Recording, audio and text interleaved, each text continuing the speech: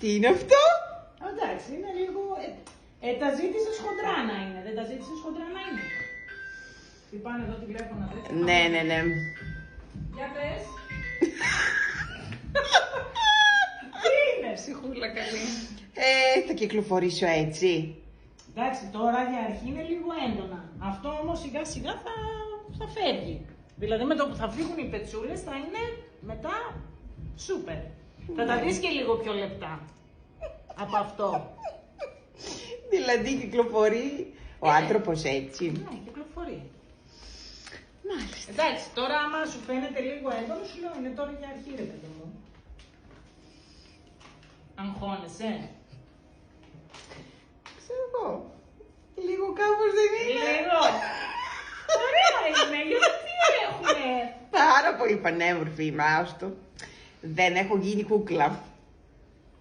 Έχει κοκκινήσει εδώ μεταξύ, κάτσε να τις βγάλω, περίμενε.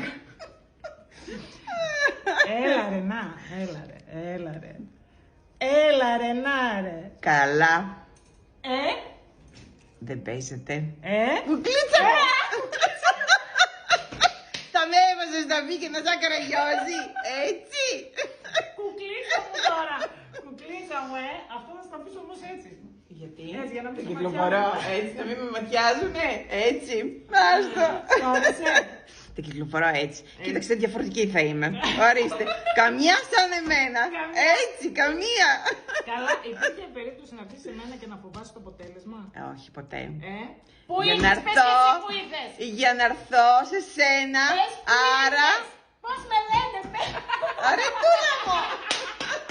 Κορίτσι μου. Είναι θεά. Πραγματικά. Πραγματικά είναι θεά. Δεν παίζεται. Ευχαριστώ. Τα φιλιά μου. Και τα δικά μου. Επιτυχία. Έτσι.